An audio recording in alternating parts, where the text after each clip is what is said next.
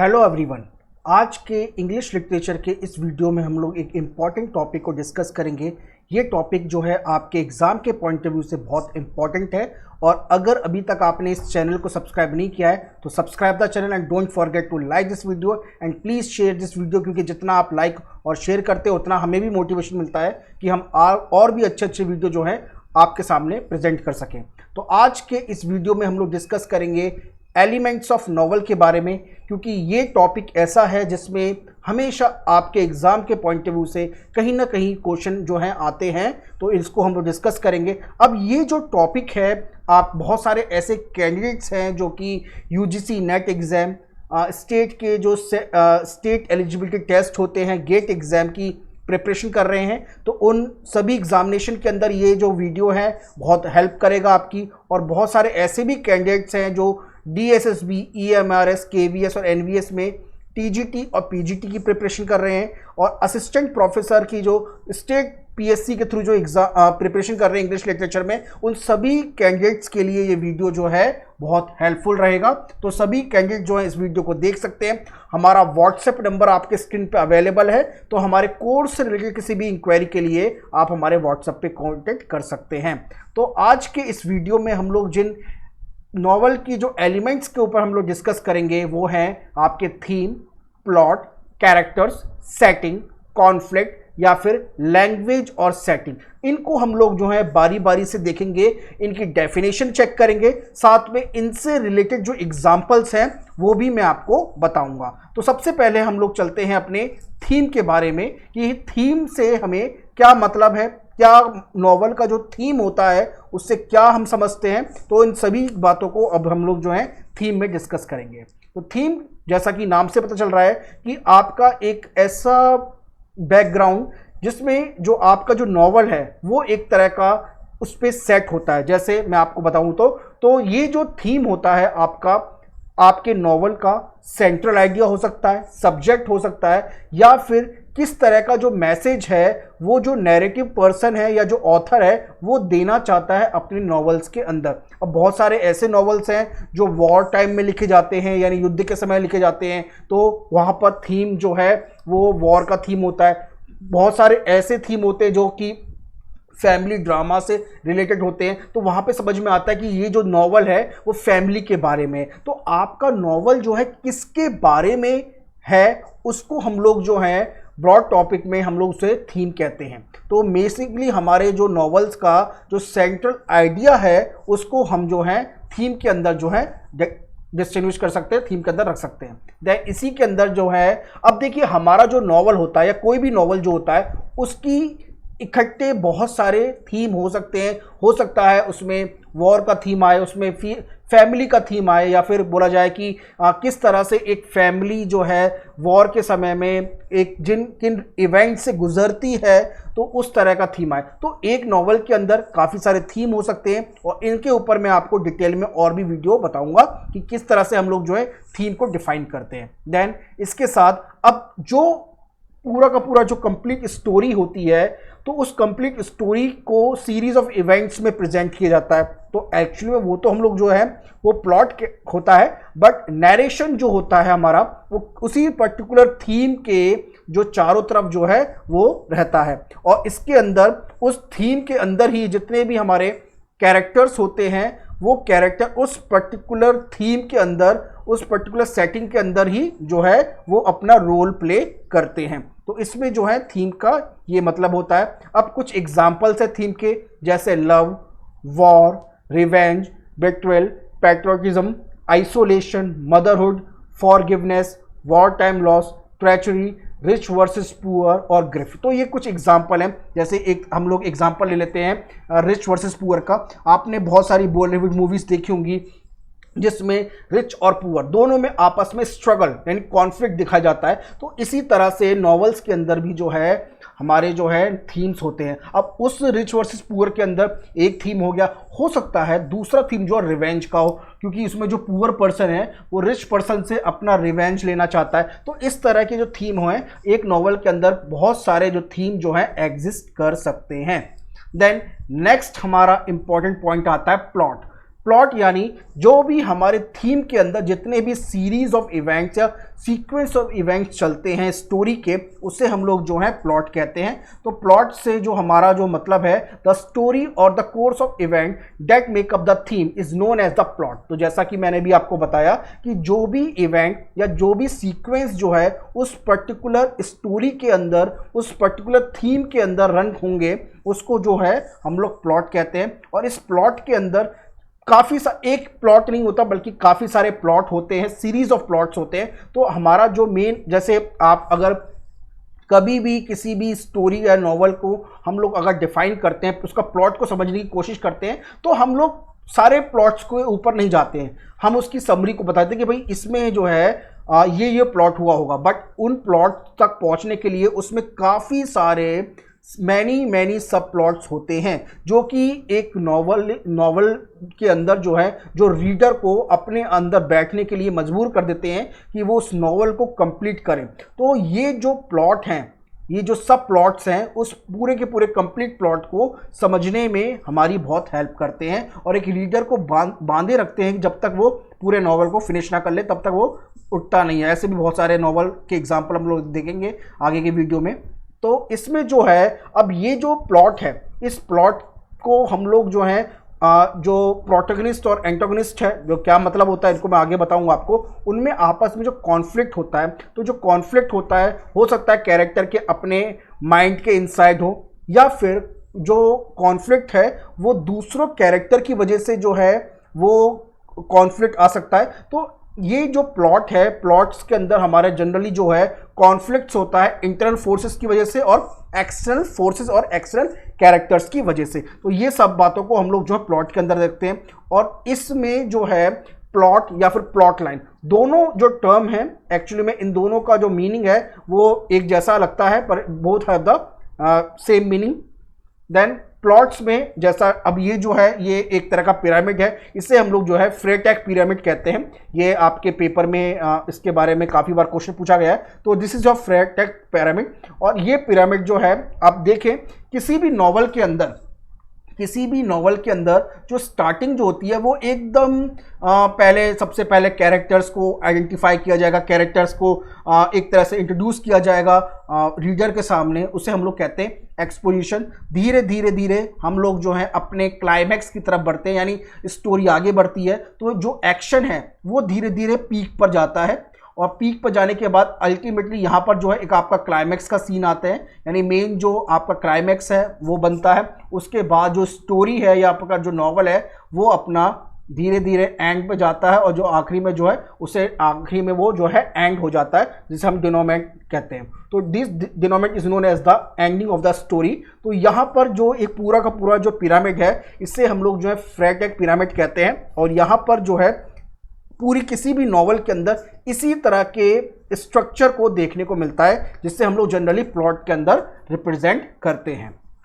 Then plots में और भी है कि जो भी हमारी जो स्टोरी की जो सीरीज है, जितने भी हमारे जो इवेंट हैं वो एक के बाद एक होते हैं। तो कुल मिलाकर जितने भी सीरीज के अंदर जो इवेंट्स होते हैं वो एक तरह का कॉज एंड इफेक्ट के प्रिंसिपल पे वर्क करते हैं। जैसे एक पहला जो इवेंट हुआ उसने दूसरे इवेंट को एक तरह से इन्फ्लुएंस किया होने के लिए, देन सेकंड इवेंट ने थर्ड इवेंट को। तो जितने भी इवेंट्स हैं सारे के सारे कॉज एंड इफेक्ट प्रिंसिपल पर वर्क करते हैं। इसी तरह से जितने भी हमारे जो मेन कैरेक्टर्स हैं, जितनी भी एक तरह से हम लोग नैरेटिव कॉन्टेक्स्ट के अंदर जितनी भी बातें करते हैं, उस पर्टिकुलर थीम के अंदर रहते हुए, उस अपनी एक तरह से स्टोरी के अंदर रहते हुए जो है उन टर्म्स को एम्फसाइज करते हैं। तो ये जो है हमारे प्लॉट में होता है। देन नेक्स्ट हमारा आता है कैरेक्टर्स। तो अभी तक हम लोगों ने थीम डिस्कस किया, प्लॉट डिस्कस किया। अब उन थीम और प्लॉट को समझने के लिए, उनके इवेंट्स को करने के लिए हमें चाहिए किरदार। अब ये जो किरदार होते हैं ये हमारे अपने खुद की डेली लाइफ से रिलेटेड जो कैरेक्टर्स होते हैं उनसे इंस्पायर होके ये कैरेक्टर्स जो हैं, जो नॉवलिस्ट होता है, जो ऑथर होता है, जो या फिर जो स्टोरी को लिख रहा है, बता रहा है, वो जो है उन कैरेक्टर्स को डिफाइन करता है, कैरेक्टर को इंट्रोड्यूस करता है पूरी स्टोरी के अंदर, जिनको हम लोग जो है कैरेक्टर्स कहते हैं। अब ये जो कैरेक्टर्स हैं एक किसी भी प्लॉट को समझने के लिए जितने भी सीरीज ऑफ इवेंट्स हो रहे हैं उनके लिए कैरेक्टर्स को बिल्ड किया जाता है, और ये जो कैरेक्टर्स हैं हमारी खुद की डेली लाइफ से रिलेटेड जो होते हैं उनमें उसी तरह की क्वालिटीज़ और उन्हीं तरह की जो एक तरह से बोला जाए उसी तरह की बैड क्वालिटीज़ होती हैं,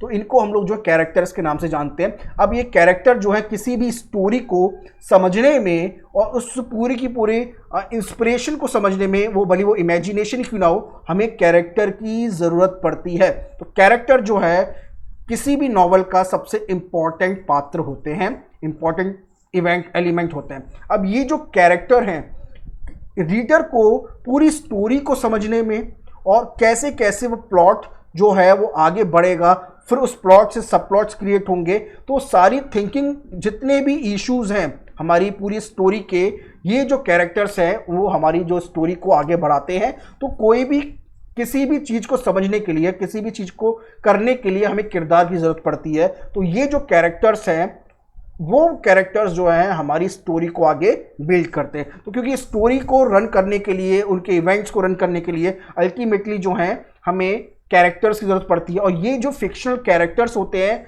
ये हो सकता है सारे फिक्शनल कैरेक्टर्स जो हैं हमारी सोसाइटी से डिफरेंट हिरार्की से आते हों, डिफरेंट सोशल ग्रुप से आते हों और डिफरेंट सोसाइटी को बिलोंग करते हो। कुछ कैरेक्टर्स हमारे रिच फैमिली से हो सकते हैं, कुछ कैरेक्टर्स हमारे पॉवर्टी लाइन में हो सकते हैं यानी पुअर हो सकते हैं, कुछ हमारे मिडिल क्लास के हो सकते हैं। तो कुल मिलाकर ये है कि इन कैरेक्टर्स की बहुत ज़्यादा ज़रूरत पड़ती है हमें पूरे की पूरी स्टोरी को बिल्ड करने के लिए, स्टोरी को समझने के लिए। अब ये कैरेक्टर्स जो हैं जनरली जितने भी जितना भी जो हमारे राइटर हैं, राइटर कभी भी किसी स्टोरी को लिखने के लिए इन कैरेक्टर का पहले एक डिस्क्रिप्शन है, एक रफ डिस्क्रिप्शन जो है वो क्रिएट करता है। उसके बाद जो है एक एक करके इन कैरेक्टर्स को बिल्ड किया जाता है। और जितने भी कैरेक्टर्स होते हैं, इंपॉर्टेंट कैरेक्टर्स होते हैं, वो राइटर के लिए बहुत इंपॉर्टेंट होते हैं। अब हो सकता है इसमें कुछ कैरेक्टर माइनर कैरेक्टर हो, कुछ मेन कैरेक्टर हो और कुछ इसमें विलन की तरह वर्क करते हैं। तो कुल मिलाकर ये सारे कैरेक्टर्स जो है स्टोरी के अंदर आते हैं। तो जैसा कि मैंने बताया कि कुछ ऐसे माइनर कैरेक्टर्स भी होते हैं हमारी स्टोरी के अंदर जो उसको पूरा लेके चलते हैं। तो ये जो माइनर कैरेक्टर होते हैं, ऑल्दो ये इतना इंपॉर्टेंट रोल प्ले नहीं करते हैं रीडर्स के लिए, रीडर केवल पढ़ता है उनको भूल जाता है, बट स्टिल ये प्लॉट को क्रिएट करने के लिए बहुत ज़्यादा ज़रूरत पड़ती है। अब मैं अभी आपको थोड़ी देर बाद प्रोटैगनिस्ट और एंटागनिस्ट दोनों का मीनिंग समझाऊंगा। तो इन प्लॉट्स को समझने के लिए, तो इन जो कैरेक्टर्स को बनाने के लिए जो कैरेक्टर्स होते हैं, मतलब एक पूरी स्टोरी को बनाने के लिए जो कैरेक्टर्स होते हैं वो डिफरेंट रेंज के हो सकते हैं। उनके अंदर डीप थिंकिंग, किस तरह के वर्ड्स का सिलेक्शन यूज़ करते हैं, तो हर कैरेक्टर का अपना अपना रोल जो होता है उसको पहले ही राइटर जो है स्टोरी बनाने से पहले जो है उसको डिफाइन कर लेता है अपने लिए।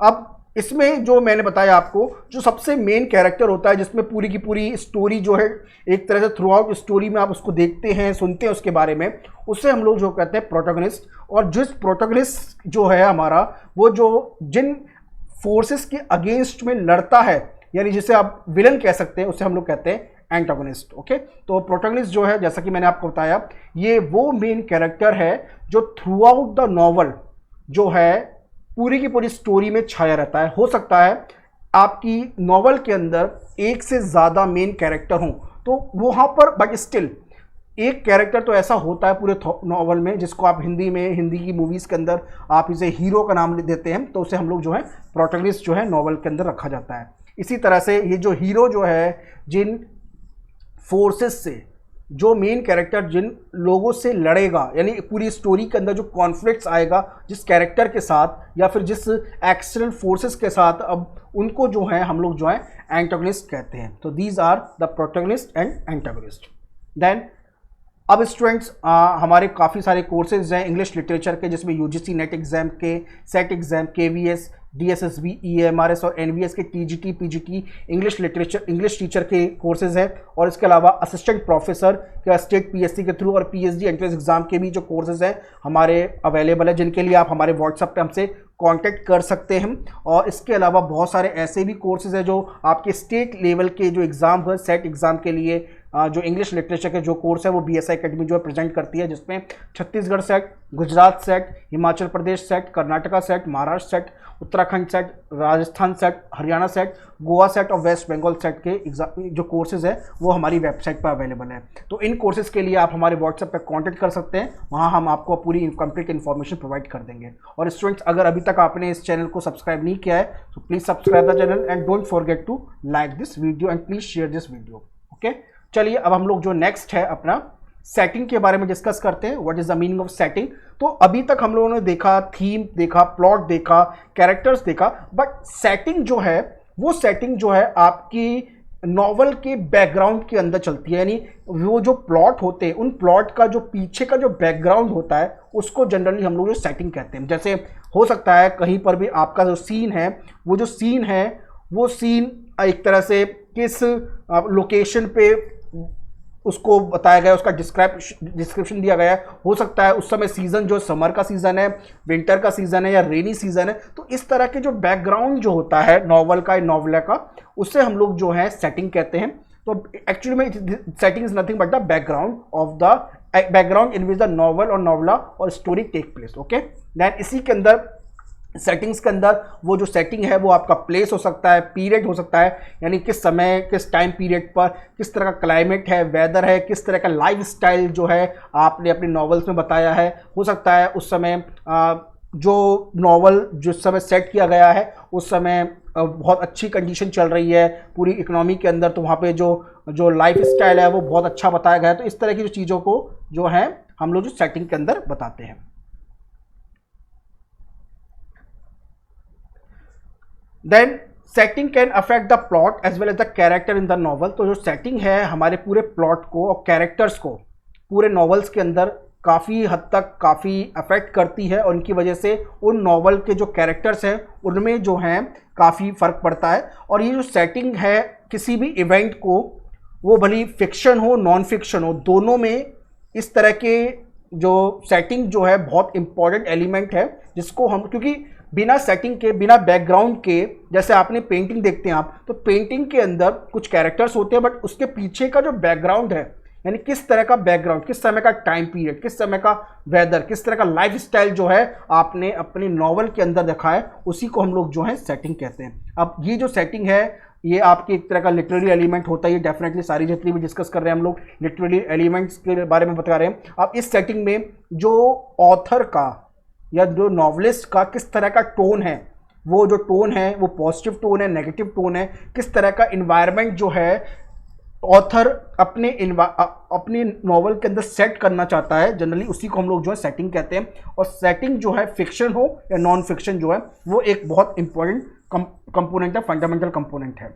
अब टाइप ऑफ सेटिंग के अंदर आपका नॉवल जो है वो डिस्टोपिया हो सकता है, यानी एक तरह का बहुत ग्लूमी हॉरर टाइप का हो सकता है, जिससे हम लोग जो गॉथिक नॉवल कहते हैं। तो डिस्टोपिया हो सकता है, उटोपिया यानी एक तरह की आइडियल सोसाइटी को प्रेजेंट करता है हमारा नॉवल, तो उस तरह की बैकग्राउंड जो है उटोपियन सोसाइटी है। देन आप हमारे जो नॉवेल्स के अंदर हो सकता है हम लोग फैंटेसी की बात कर रहे हैं, साइंस फिक्शन की बात कर रहे हैं, फ्यूचर हिस्ट्री की बात कर रहे हैं, या फिर किसी भी तरह के ऐसे प्लेस को के बारे में बात कर रहे हैं जो कि एग्जिस्ट नहीं करता, यानी मिथिकल है। इसी तरह से हम लोग पैरेलल यूनिवर्स के बारे में बात कर रहे हैं, यानी हम अर्थ के बारे में नहीं, किसी और दुनिया के बारे में बात कर रहे हैं। तो इस तरह की जो सेटिंग है हमें जो है नॉवेल्स के अंदर देखने को मिलती है इस तरह की। और हम लोग जो है वर्चुअल रियलिटी की बात कर रहे हैं, तो इस तरह की जो सेटिंग है, ये जो कुछ इसके एग्जाम्पल हैं सेटिंग के, तो ये जो ऐसा नहीं है कि केवल इतना ही है, इसके अलावा और भी सेटिंग्स हो सकती हैं। तो वो डिपेंड कर सकता है ऑथर की खुद के माइंड सेट के अंदर, वो किस तरह के बैकग्राउंड के अंदर अपने पूरे नॉवल को, स्टोरी को लिखना चाहता है। तो इस तरह की जो सेटिंग है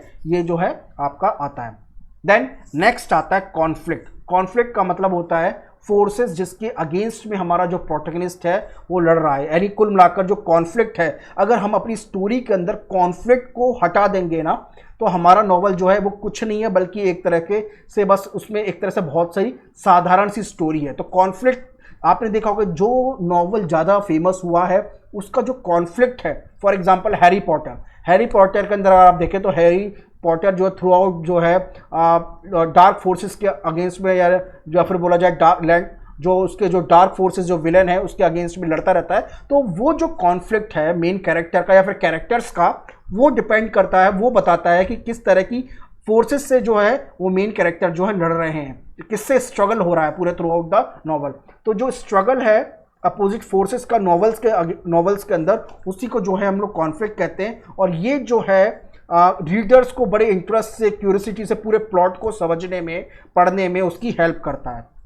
और जितने भी मेन कैरेक्टर्स हैं वो उस कॉन्फ्लिक्ट को, यानी उस तरह के स्ट्रगल को ओवरकम करके जो भी उनका गोल होता है, अल्टीमेट गोल होता है, उनका ऑब्जेक्टिव होता है, उसको अचीव करते हैं। वो हम लोग जो है स्टोरी के अंदर ही करते हैं। और ये जो कॉन्फ्लिक्ट है वो किसी भी भले वो ड्रामा हो या रियलिस्टिक नॉवल हो, उसके अंदर जो है वो जो है उसका एक बहुत ही एग्जिस्ट, मतलब एक तरह से इंपॉर्टेंट पार्ट है जिसको हम लोग हटा नहीं सकते।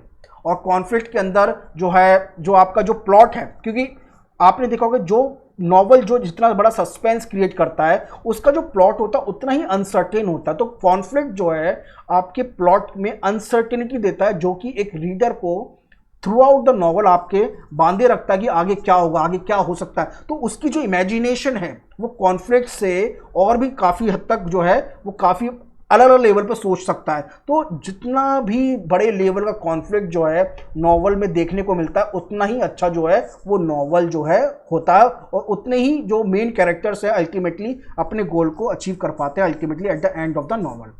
अब कॉन्फ्लिक्ट का जो क्लासिफिकेशन है, जैसे मैं कुछ क्लासिफिकेशन आपको सामने करके दिखा रहा हूँ। जैसे मैन वर्सेस मैन हो सकता है, एक आदमी का कॉन्फ्लिक्ट जो है दूसरे आदमी से हो सकता है, या फिर मैन वर्सेस नेचर हो सकता है, यानी आदमी का जो कॉन्फ्लिक्ट है वो नेचर के साथ है, प्रकृति के साथ है, या फिर मैन वर्सेस सेल्फ हो सकता है, यानी आदमी का कॉन्फ्लिक्ट खुद अपने आप से है, या फिर मैन वर्सेस सोसाइटी हो सकता है, यानी आदमी का कॉन्फ्लिक्ट जो है पूरी कंप्लीट सोसाइटी से। तो ये कुछ क्लासिफिकेशन है। इसका ऐसा नहीं कि क्लासिफिकेशन केवल यही है, इसके अलावा मैन वर्सेस टेक्नोलॉजी भी हो सकता था, मैन वर्सेस कुछ और भी प्लेसेस हो सकता था, तो उसको मैंने इंक्लूड नहीं किया है। बस अभी फॉर एग्जाम्पल आपके लिए 4 एग्जाम्पल मैंने सेट किए। अब इनके जो मैन वर्सेस मैन है, या फिर मैन वर्सेस नेचर है, मैन वर्सेस सेल्फ है, या मैन वर्सेस सोसाइटी है, कुछ नॉवल के एग्जाम्पल लेते हैं जो कि इस पर्टिकुलर क्लासिफिकेशन के अंदर जो है आते हैं।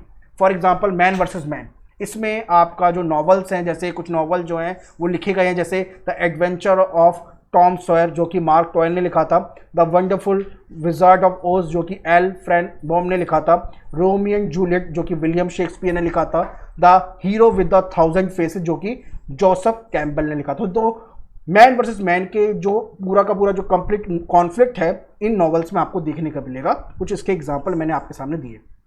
देन मैन वर्सेस नेचर के अंदर the old man and the sea जो कि अर्नेस्ट हेमिंग्वे ने लिखा है। देन रॉबिन्सन क्रू जो डैनियल डॉफने ने लिखा। Then the fault in our stars John Green ने लिखा। Then their eyes were watching God Zora Neale Hurston, ये एक जो है ये फेमस ऑथर रहे हैं। देन इनके जो है इस तरह के नॉवल और ऑथर्स के नाम हैं। देन मैन वर्सेस सेल्फ के अंदर requiem for a dream Hubert Selby junior, fight club by the Chuck Palahniuk, then ब्रिस्टन Jones diary, Helen Fielding, Hamlet by the William Shakespeare. These are some of the novel which are categorize in the man versus self. Again the man versus society, the hangman tale बहुत famous novel रहा है जो कि Margaret Atwood ने लिखा है। इन Margaret Atwood को नोबेल प्राइज भी मिला है इंग्लिश लिटरेचर में। Then the Man in the High Castle Philip K Dick. Then Fahrenheit 451 Ray Bradbury जो कि एक तरह का बोला जाए कि डेस्टोपियन सोसाइटी को के बारे में है। देन चार्लेट वेब जो है E.B. वाइट ने लिखा है। तो these are some of the examples of the conflicts and these are some of the example जो कि मैंने आपको बताए एक एक करके। देन लास्ट में जो सबसे लास्ट आता है वो आता है लैंग्वेज या फिर स्टाइल। आपके नॉवल का जो लैंग्वेज है, स्टाइल है, वो किस तरह का है। तो लैंग्वेज जो है पूरे नॉवल के अंदर देखा जाए तो सबसे जो इम्पॉर्टेंट एलिमेंट्स है, जो एस्पेक्ट्स है, वो लैंग्वेज होती है। यानी ये जो लैंग्वेज है, ऑथर किस तरह के वर्ड्स का सिलेक्शन करते हुए, किस तरह की वोकैबुलरी का यूज़ करते हुए, किस तरह के सेंटेंस फॉर्मेशन का यूज़ करते हुए अपने नॉवेल्स को लिखता है, जो ये हमें जो है लैंग्वेज में देखने को मिलता है। तो the language and the technique, किस तरह की टेक्निक्स को यूज़ करता है, यानी वो प्रेजेंट के साथ पास्ट को कैसे यूज़ कर रहा है, या फिर दो तरह की स्टोरीज को पैरेलल रन करा रहा है अपने नॉवेल्स के अंदर, जो है ये जो है डिपेंड करता ऑथर के खुद की नरेशन के स्टाइल के अंदर, वो किस तरह के इवेंट्स के अंदर जो है स्टोरी को रन कराना चाहता है, ये कुल मिलाकर जो है ऑथर पर डिपेंड करता है। तो इसमें जो है किस तरह की लैंग्वेज से वो अपने कैरेक्टर्स को, इंडिविजुअल्स को, अपनी थॉट प्रोसेस को किस लैंग्वेज में प्रेजेंट करना चाहता है, ये खुद पूरा जो है हम लोग जो है हमें लैंग्वेज के अंदर देखने को मिलता है। इसी के अंदर जो है ऑथर के अपने खुद के जो एक्सपीरियंस रहे हैं उसका जितना दिखा जाता है, जितना जितना किसी नॉवल का एक्सपीरियंस अच्छा होता जाता है, नॉवल में वो नॉवल लिखने में जितनी उसकी राइटिंग जो है एक तरह बोला जाए अच्छी होती जाती है, मैच्योर होती जाती हो, वो नॉवल जो उतना ही फेमस धीरे धीरे आगे होने लगते हैं। तो वो डिपेंड करता है ऑथर की खुद की वोकैबुलरी में किस तरह के फ्रेजेस को वो यूज़ करता है। ये सब जो लैंग्वेज और स्टाइल में देखने को मिलते हैं। दैट इसके अलावा ये जो जैसा कि मैंने बताया सबसे इंपॉर्टेंट एस्पेक्ट्स है नॉवेल्स के एलिमेंट्स में, और राइटिंग स्टाइल के अंदर जो है वर्ड्स किस तरह के सेंटेंस स्ट्रक्चर का यूज़ कर रहा है जो ऑथर है, पैराग्राफ का किस तरह का यूज़ किया गया है। देन इसके अलावा किस तरह का जो टेक्सचर है जो नरेशन के अंदर जो ऑथर जो क्रिएट कर रहा है। देन इसके अलावा जो है किस तरह से वो रीडर्स को किस तरह से इम्पैक्ट करता है। ये जो ऐसा जो है लैंग्वेज, काफ़ी सारे ऐसे नॉवल देखे होंगे आपने कि बहुत इजी लैंग्वेज में लिखे जाते हैं, कोई भी पर्सन जो उसे पढ़ सकता है। भाई बहुत सारे ऐसे भी नॉवल हैं जिन्हें पढ़ने के लिए जो अच्छा आपको उसके अंदर जो है आपका जो ओहदा होना चाहिए, उसमें आपकी वोकैबुलरी भी उतनी अच्छी लेवल की होनी चाहिए। तो वो डिपेंड करता है ऑथर किस तरह के रीडर्स के लिए वो नॉवल जो है लिखना चाहता है। देन लैंग्वेज के अंदर जो है बहुत सारे ऐसे भी जो आइडिया हैं जो रीडर को स्ट्रेट फॉरवर्ड बता जाते थे, सिंपल बता देते थे। तो कुल मिलाकर जो किस इफेक्टिव मैनर से रीडर के सामने लैंग्वेज को सेट करता है, it totally depend on the author's. And also ये रीडर्स की जो खुद के इंटरेस्ट को, अटेंशन को, इन्वॉल्वमेंट को किस तरह से बनाए रखते हैं, ये कुल मिलाकर लैंग्वेज के अंदर ही देखने को मिलता है। तो ये जो ऑथर की खुद की पर्सनैलिटी, वो डिपेंड करता है ऑथर किस कंट्री से है। वहाँ पे अगर फर्स्ट लैंग्वेज अगर इंग्लिश लैंग्वेज है, देन डेफिनेटली दिस जो ऑथर है वो उसका जो लिखने का जो स्टाइल होगा, उसका जो एक तरह से जो स्टाइल होगा, उसका वर्ड्स का जो स्टाइल होगा, डेफिनेटली बहुत एक मान सकते हैं कि बहुत अच्छे लेवल में होंगे। और अगर तो कुल मिलाकर राइटर्स की एबिलिटी, उसकी खुद की नॉलेज और किस वे में वो जो एक्सपर्ट है वर्ड के फॉर्मेशन के, सेंटेंस फॉर्मेशन में, वो डिपेंड करेगा लैंग्वेज पे, ऑथर की लैंग्वेज पर। Okay, so student this is all about elements of novel. इसमें हमने काफ़ी इंपॉर्टेंट टॉपिक को डिस्कस किया। अगर फिर भी कोई आपका कोई सवाल है तो यू कैन आस्क अस, और हमारा जो व्हाट्सएप नंबर आपके स्क्रीन पर अवेलेबल है, जिनसे आप हमारे उस पे कांटेक्ट करके हमारे कोर्स से रिलेटेड किसी भी इंक्वायरी के लिए, कोर्स से रिलेटेड आप हमसे पूछ सकते हैं। और अगर इसके बाद भी कोई डाउट है तो आप हमें कमेंट करके पूछ सकते हैं। ओके, सो और अगर अभी तक आपने इस चैनल को सब्सक्राइब नहीं किया है so please subscribe the channel and don't forget to like this video and please share this video. मिलते हैं नेक्स्ट वीडियो में। Thank you.